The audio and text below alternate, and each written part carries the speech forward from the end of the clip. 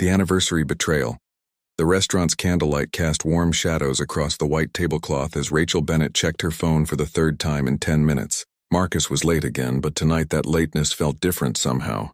Heavier with meaning she couldn't quite name. She smoothed down her burgundy dress, the one Marcus had once said made her eyes look like melted chocolate, and touched the small wrapped box in her purse. Inside was a positive pregnancy test and a pair of tiny baby shoes she'd found at a boutique that afternoon. 5 years. 5 years since Marcus had proposed to her at this very table. Fumbling nervously with the ring box while the entire restaurant watched, Rachel remembered how his hands had shaken, how his voice had cracked when he asked her to be his wife, how absolutely certain she'd been that this man was her forever, now waiting alone while other couples laughed and clinked glasses around her. Rachel felt the first whisper of doubt curl around her heart like smoke. The waiter approached for the 4th time, sympathy evident in his kind eyes. "Would you like to order an appetizer while you wait, Mrs. Bryant?" "Just a few more minutes," Rachel said, forcing a smile that felt brittle on her face. He's probably stuck in traffic, but she knew Marcus wasn't stuck in traffic. His real estate development company was only 15 minutes away, and he'd been increasingly distant these past months.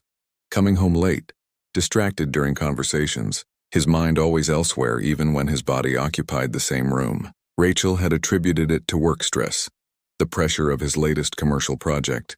But sitting here alone on their anniversary, she felt the foundation of her certainty begin to crack. When Marcus finally arrived 30 minutes late, Rachel's breath caught. He looked different somehow, like a stranger wearing her husband's face. His suit was impeccable as always. His dark hair perfectly styled, but his blue eyes wouldn't quite meet hers. He didn't apologize for being late, didn't comment on her dress or the special occasion. He simply sat down heavily like a man preparing for an unpleasant task. "Marcus," Rachel reached across the table for his hand, but he pulled away, reaching into his briefcase instead. "Is everything all right? You seem—" "I need to give you something," Marcus interrupted, his voice flat, emotionless. He pulled out a manila envelope and placed it on the table between them, right next to the vase of roses the restaurant had provided for their anniversary. "I should have done this weeks ago, but I couldn't find the right time. I realize now there is no right time for something like this." Rachel stared at the envelope, her heart beginning to pound with a primal fear she didn't yet understand. "What is it?" "Work documents you need me to sign?" "Divorce papers." The words hung in the air between them like shattered glass, sharp and impossible to take back. Rachel heard them, understood the individual words, but couldn't make them connect into meaning. Her hands had gone numb, and somewhere far away she heard the gentle clink of silverware, the murmur of conversation from other tables, the soft jazz playing over the restaurant's speakers. Normal sounds for a world that had just stopped making sense. "What?" The word came out as barely a whisper. Rachel looked up from the envelope to Marcus's face, searching for some sign that this was a cruel joke, some terrible misunderstanding. But his expression was closed, guarded, the face of a man who'd made a decision and intended to see it through. "I want a divorce, Rachel." Marcus's voice was steady, practiced as if he'd rehearsed this speech. "We've grown apart. I don't feel the same way about you anymore, and it's not fair to either of us to keep pretending.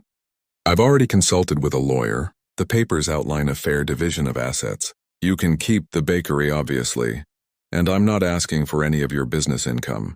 I'll continue paying the apartment lease for 6 months to give you time to find a new place." Each word was a knife finding its mark. Rachel's hand instinctively moved to her stomach, to the tiny life growing there that Marcus didn't know about, the surprise she'd been so excited to share. "I don't understand," she managed, her voice shaking. "What do you mean you don't feel the same way?" "Marcus, we've been together for 7 years, married for 5. This is our anniversary. I thought we were happy." "You thought we were happy," Marcus corrected, and there was something almost cruel in his precision. "I've been unhappy for a while now, Rachel. You're always at the bakery, always tired, always smelling like flour and sugar. We never do anything exciting anymore. We've become boring, predictable. I need more than this." The accusation stung worse than the divorce papers. Rachel had built her bakery from nothing, working 18-hour days to make it successful, and she'd thought Marcus was proud of her. She'd thought they were building a life together, that her success was their success. "You told me you loved my dedication," she said, tears beginning to blur her vision. "You said you admired my work ethic." "I did," Marcus said, and for the first time a flicker of something, Guilt, maybe, crossed his face. But people change, Rachel. Feelings change. I met someone else. There it was. The real truth beneath all the careful justifications. Rachel felt something inside her chest crack and splinter. Sharp fragments lodging in her lungs, making it hard to breathe. Who? Her name is Nicole. Nicole Turner. She's a marketing consultant I've been working with on the Harborview project. Marcus's voice softened slightly, and Rachel realized with horror that he was about to defend his affair, to make excuses for his betrayal. It just happened, Rachel. I didn't plan it. But she makes me feel alive again, excited about life. She reminds me that there's more to existence than routine and responsibility. Rachel stood abruptly, her chair scraping against the floor, drawing glances from nearby tables. She grabbed the envelope with shaking hands, her purse falling from her lap and spilling its contents across the floor. The pregnancy test box landed face up, visible to anyone who cared to look, but Rachel was beyond caring. "You're giving me divorce papers on our anniversary," she said, her voice rising despite her efforts to control it. "At the restaurant where you proposed. You're telling me you've been having an affair? That I'm boring and predictable because I worked hard to build a business? And you think 6 months of rent makes this okay?" Marcus had the grace to look uncomfortable as other diners turned to stare. "Rachel, please sit down. Let's discuss this calmly and rationally." Calmly. Rachel laughed, a broken sound that hurt her throat. "You want me to be calm while you destroy our marriage? While you throw away 5 years like they meant nothing? Tell me, Marcus, how long has this been going on? How long have you been sleeping with her while coming home to me?" 3 months, Marcus admitted quietly, and Rachel felt the room tilt. 3 months. While she'd been planning their anniversary, while she'd been excited about surprising him with news of their baby, he'd been building a new life with someone else. Rachel bent to gather her spilled belongings, her hands shaking so badly she could barely grasp anything. Other diners had stopped even pretending not to watch the drama unfolding. The waiter who'd been so kind earlier approached with a napkin to help, his face full of pity that made Rachel want to disappear into the floor. "I need to leave," she said, stuffing everything back into her purse, including the little box with the baby shoes. Marcus didn't need to know about the pregnancy now. He'd made his choice, chosen his excitement over their stability, his affair over their vows. "I'll sign the papers. Give me whatever your lawyer drew up. I don't care anymore." "Rachel, wait." Marcus stood, reaching for her arm, but she jerked away from his touch. "I don't want this to be ugly. We can still be civil, maybe even friends eventually." Rachel looked at the man she'd loved with everything in her, the man she'd trusted with her whole heart, and felt something inside her go cold and hard. "Friends?" she repeated quietly. "You just ended our marriage on our anniversary, Marcus. You've been cheating on me for 3 months. You chose the worst possible moment and place to destroy my life, and you want us to be friends." She didn't wait for his answer.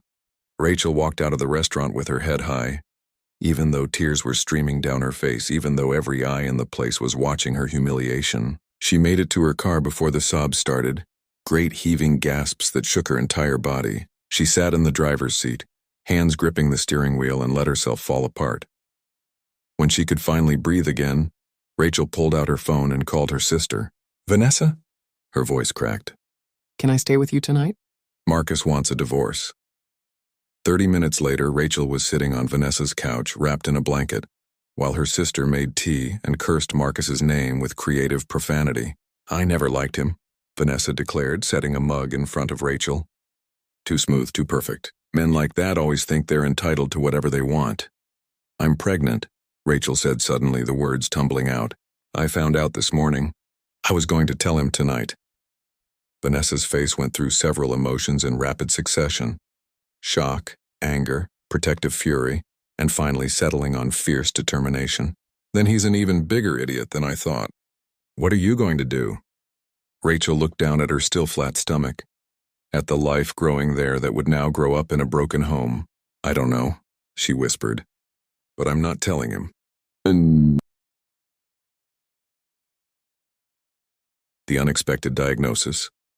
2 weeks after the divorce papers, Rachel stood in Dr. Helen Morrison's office, staring at brain scans she didn't understand. The headaches had started subtly, easy to blame on stress and crying, but when she'd collapsed at the bakery yesterday, Vanessa had dragged her to the emergency room despite her protests. "I'm going to be direct with you, Rachel," Dr. Morrison said, her kind face serious. "You have a grade 3 astrocytoma, a brain tumor located in your left temporal lobe. It's approximately 4 centimeters and growing. We need to operate as soon as possible." Rachel heard the words but couldn't process them. "A tumor? But I'm only 29. I'm healthy. I run a bakery. I'm on my feet 12 hours a day." "Brain tumors don't discriminate by age or fitness level," Dr. Morrison said gently. "The good news is it's operable. The challenging news is you're pregnant, which complicates treatment significantly. Chemotherapy could harm the baby, but without treatment, the tumor will continue growing." Rachel's hand moved instinctively to her stomach, now 10 weeks along. "What are my options?" "We can delay surgery until you're further along, but I won't lie to you, that's risky. Or we can operate now and monitor the pregnancy carefully. There's also the option of termination, which would allow us to pursue aggressive treatment immediately." "No," Rachel said firmly. "I'm keeping the baby. It's all I have left of my marriage, even if that marriage is over." Dr. Morrison nodded with understanding. "Then we'll do everything possible to save you both. But Rachel, you need to understand the severity. Without treatment, you have perhaps 6 months. With surgery and chemotherapy, your prognosis improves significantly, but there are no guarantees. You should contact your husband." "Ex-husband," Rachel corrected bitterly. "And no, he made his choice. This is mine." Over the next week, Rachel organized her life like someone preparing for war. She promoted her assistant manager, Jenny Martinez, giving her full authority to run the bakery. She updated her will, naming Vanessa as guardian of her unborn child should anything happen. She signed the divorce papers Marcus's lawyer had sent, not because she'd forgiven him, but because she needed to focus on survival, not failed marriages. The chemotherapy started immediately, a carefully balanced protocol designed to minimize harm to the baby. While fighting the tumor, Rachel sat in the infusion center, poison dripping into her veins, watching other cancer patients with their worried families gathered around. She was alone except for Vanessa, who'd taken leave from her teaching job to be Rachel's support system. "You should tell Marcus," Vanessa said quietly, holding Rachel's hand as the chemicals made her nauseous. "Whatever he did, he deserves to know he's going to be a father, that you're sick." "Why?" Rachel asked, her voice weak. "So he can feel guilty? So he can come back out of obligation? I won't be his pity case, Vanessa. If I survive this, I'll do it on my own terms. And if I don't..." She trailed off, unable to finish the sentence. Her hair fell out in clumps 2 weeks into treatment. Rachel stood in front of Vanessa's bathroom mirror, watching herself become unrecognizable. The vibrant woman who'd loved life and baking and believed in forever love was gone, replaced by this gaunt, bald stranger with dark circles under her eyes and a swollen belly that was just beginning to show. She bought scarves and hats, learned to tie them in ways that felt less like hiding and more like armor. Her bakery staff rallied around her, though she'd only told Jenny the full truth. The others knew she was sick, but not how sick. Not that every day might be borrowed time. Meanwhile, Marcus's life imploded in ways Rachel only heard about secondhand. His business partner, Richard Cross, had been embezzling funds for months, using Marcus's projects as fronts for money laundering. When the fraud was discovered, Marcus lost everything: his reputation, his investments, his so-called friends who disappeared the moment scandal touched him. Nicole Turner, the woman worth destroying his marriage for, left Marcus the day the news broke. Vanessa had shown Rachel the social media posts. Nicole photographed with a different wealthy man. Marcus erased from her life as easily as he'd tried to erase Rachel from his. "Karma," Vanessa had said with satisfaction, but Rachel felt only emptiness. Marcus's suffering didn't heal her pain or shrink her tumor, or make the divorce hurt less. 3 months into treatment, Rachel was 4 months pregnant and growing weaker. The baby was developing normally. A small miracle the doctors couldn't quite explain. But Rachel's body was failing, caught between nurturing new life and fighting for her own. She'd lost 30 pounds everywhere except her belly. Her skin had taken on a grayish pallor, and simple tasks like climbing stairs left her breathless. It was Vanessa who told her about Marcus's mother. "Helen Bryant had a stroke," her sister said carefully, watching Rachel's reaction. "She's at Seattle Mercy, the same hospital where you have your treatments." Rachel felt a pang despite everything. Helen had been kind to her, welcoming her into the family with genuine warmth. "Is she okay?" "Stable, according to the news. But Marcus is apparently devastated. She's all he has left now." Rachel nodded, pushing away the sympathy trying to surface. She had her own battles to fight, her own parent to mourn. Her father who'd walked away when she was 12 and never looked back. She couldn't afford to care about Marcus's pain when she was drowning in her own.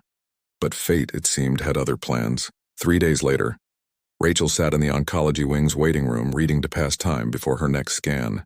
The baby kicked gently, reassuring her of its presence, of the reason she was fighting so hard. "Rachel?" The voice made her look up. And there stood Marcus Bryant, frozen in the hallway, staring at her like he was seeing a ghost. He looked terrible. Unshaven, his expensive suit rumpled, his eyes red-rimmed from crying or lack of sleep or both. But it was his expression when he took in her appearance that made Rachel's heart clench despite her anger. Horror.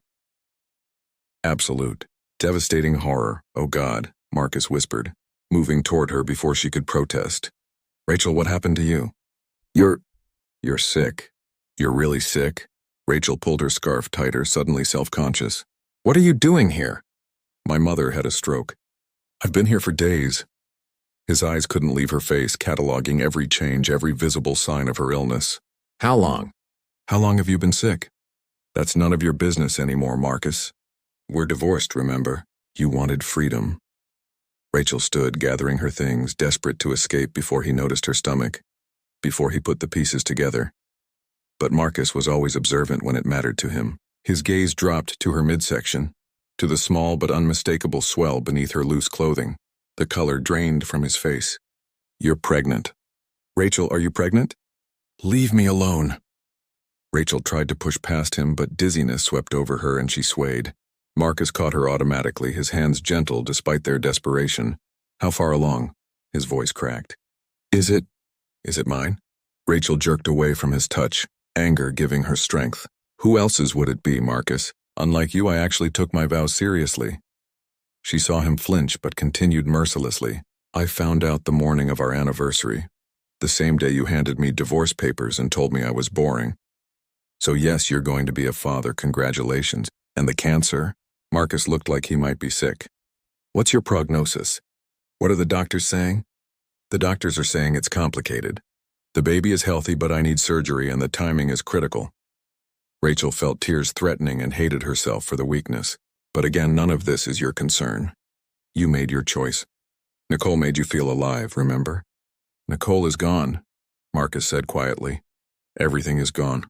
The business, the money, the life I thought I wanted. And now I find out that while I was throwing away the only thing that mattered, you were here fighting for your life and carrying my child. Don't." Rachel held up a hand. "Don't you dare make this about your guilt or your regrets. I don't have the energy for your redemption arc, Marcus. I'm trying to survive. I'm trying to make sure this baby has a chance at life even if I don't make it. Your feelings are the least of my concerns." A nurse called Rachel's name. She walked away without looking back, leaving Marcus standing in the hallway looking shattered. But as she settled onto the examination table for her scan, Rachel couldn't stop her hands from shaking. Seeing Marcus, having him know about the pregnancy and the cancer, changed everything, even though she wished it didn't. That night, flowers arrived at Vanessa's apartment. 24 white roses with a card in Marcus's handwriting. "I'm sorry we'll never be enough, but I'm going to spend every day trying to make this right. Please let me help. Please let me be there for our child, for you." Rachel threw the card away but kept the flowers. Not for Marcus, she told herself, but because they were beautiful and she might not have many more chances to enjoy beautiful things. She didn't know that in the hospital's chapel, Marcus was on his knees praying for the first time since childhood, begging any god who would listen to give him a chance to fix what he'd broken, to save the woman he'd been too blind and stupid to value until it was almost too late. The twist of fate. Marcus Bryant had never been a man who begged, but desperation had a way of stripping away pride. For 3 weeks he haunted the oncology wing at Seattle Mercy, timing his visits to coincide with Rachel's appointments. He never approached her directly after that first devastating encounter, but he was always there. In the waiting room reading a magazine he never turned the pages of, by the coffee cart when she emerged from treatments, a silent shadow watching over the woman who no longer wanted his protection. He'd sold his Tesla to pay some of Rachel's medical bills anonymously, routing the payments through his lawyer so she wouldn't refuse them. His Rolex, the one his father had given him when he made his first million, went next. Then his designer suits, his collection of first edition books, everything that had once defined his worth reduced to cash that could help save the only thing that actually mattered. Vanessa had cornered him one morning in the hospital parking garage. "What are you doing, Marcus?" she demanded, her arms crossed, her expression hard. "Stalking my sister won't undo what you did." "I know," Marcus said simply. He looked terrible, had lost weight, stopped bothering with haircuts or maintaining the perfect appearance that had once been so important. "I'm not trying to undo anything. I just need to make sure she's okay, that she has what she needs. I don't expect forgiveness. Good, because you don't deserve it." Vanessa's voice was ice. "You destroyed her at the worst possible moment. You gave her divorce papers on your anniversary, Marcus. You told her she was boring while she was carrying your child and growing a tumor that could kill her. And now you want to play the devoted husband?" "No," Marcus interrupted. "I don't want to play anything. I want to be there for my child, for Rachel, in whatever capacity she'll allow, even if that's from a distance. Even if she never speaks to me again." Vanessa studied him for a long moment. "She's getting weaker," she finally said, and Marcus felt his stomach drop. "The pregnancy is taking a toll. The doctors are worried she won't survive delivery if we wait much longer. But taking the baby early puts them both at risk. So she's in this horrible limbo, fighting to make it to 7 months while her body is failing." Marcus's hands clenched into fists. There must be something they can do. Better doctors, experimental treatments, something. "You think we haven't explored every option?" Vanessa snapped. "Rachel is doing everything possible. She's the bravest person I know, fighting for a baby whose father abandoned her before he even knew it existed. So no, Marcus, there's nothing you can do except stay out of her way and let her focus on surviving." But staying away became impossible 4 days later, when Marcus received a frantic call from the hospital. Rachel had collapsed at the bakery, was being rushed into emergency surgery. The tumor had hemorrhaged and they couldn't wait any longer. Marcus arrived to find Vanessa in the surgical waiting room, pacing like a caged animal. "What happened?" he demanded breathlessly. "She was decorating a wedding cake and just fell," Vanessa said, tears streaming down her face. "Jenny called the ambulance. They're taking the baby now at 29 weeks. Then they'll operate on the tumor. The next few hours will determine if either of them survive." Marcus sank into a chair, his legs giving out. 29 weeks. The baby would be so small, so fragile. And Rachel, fighting for her life on an operating table because she'd been brave enough to carry their child despite impossible odds. "I need to see her," he said. "When she wakes up, I need to be there." "She doesn't want you there," Vanessa said flatly. "I don't care." Marcus looked at Vanessa with raw desperation. "That's my child being born right now. That's the woman I love dying because I was too stupid to see what I had. I need to be there, Vanessa. Please." Something in his voice must have reached her because Vanessa's expression softened slightly. "If she tells you to leave, you leave. Understood?" "Understood." Hours crawled by. Marcus paced the same path Vanessa had worn in the linoleum, checking his phone obsessively for updates, praying to gods he'd ignored for decades. Finally, a doctor emerged, still in surgical scrubs, her expression carefully neutral. "The baby is out," Dr. Morrison announced. "A girl, 3 pounds 2 ounces. She's in the NICU holding her own. Fairy fighter like her mother. And Rachel?" Marcus's voice cracked on her name. "Still in surgery. The tumor was more extensive than we thought, but we got it all. The next 48 hours are critical. If she wakes up without complications, her prognosis is good. If there's swelling or infection..." Dr. Morrison didn't need to finish the sentence. "Can I see my daughter?" Marcus asked, the words feeling surreal. "My daughter." He was a father. "Please?" Dr. Morrison hesitated, looking at Vanessa, who nodded reluctantly. "Room 312 in the NICU. Gown up first, follow the nurse's instructions. She's very fragile." Marcus's hands shook as he scrubbed and gowned, following a nurse through the NICU's quiet, beeping maze. And there, in an incubator covered in wires and tubes, lay the tiniest human he'd ever seen. She had Rachel's nose, dark wisps of hair, and impossibly small fingers that curled reflexively when he gently touched them through the incubator's opening. "Hello, sweetheart," Marcus whispered, tears flowing freely. "I'm your daddy. I know I messed up badly with your mom, but I promise you, I'm going to spend the rest of my life making it right. You just have to fight, okay? You and your mama both have to fight." The baby's eyes fluttered but didn't open. A nurse adjusted her feeding tube and checked her vitals. "She's a strong one," the nurse said kindly. "Most babies this early struggle more. She's determined." "Like her mother," Marcus said, unable to look away from his daughter. He stayed there for hours talking to her, telling her stories about Rachel, about how brave and strong and amazing her mother was. about all the ways he'd failed but hoped to do better. When Rachel finally woke 36 hours later, weak and disoriented, the first thing she asked about was the baby. "Is she okay? Please tell me she's okay." "She's perfect," Vanessa assured her, squeezing her hand. 3 pounds 2 ounces, breathing on her own with just a little help. "The doctors are amazed by how well she's doing. I want to see her." Rachel tried to sit up but gasped at the pain. Her head was bandaged and her body felt like it had been hit by a truck. "Soon," Dr. Morrison promised. "We need you stable first." "But Rachel, the surgery went well. We removed the entire tumor. You'll need radiation and continued chemotherapy, but your prognosis is very good. You're going to beat this."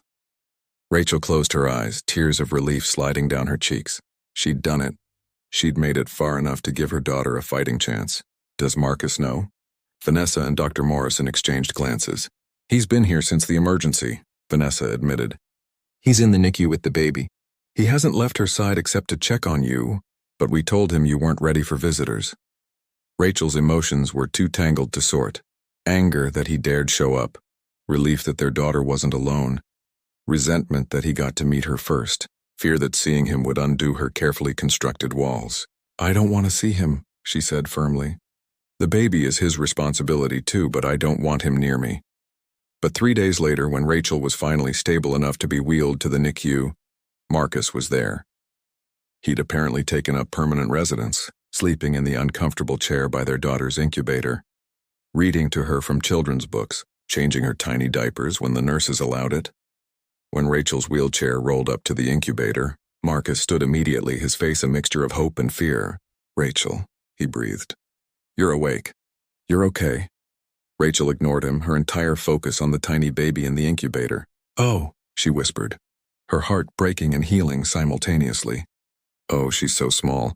She's so perfect." The nurse helped Rachel position her hands through the incubator openings, showed her how to touch the baby without overwhelming her. The moment Rachel's skin contacted her daughter's, the baby's heart rate stabilized on the monitor, and her tiny hand grasped Rachel's finger with surprising strength. "She knows you," Marcus said softly. "She's been waiting for you.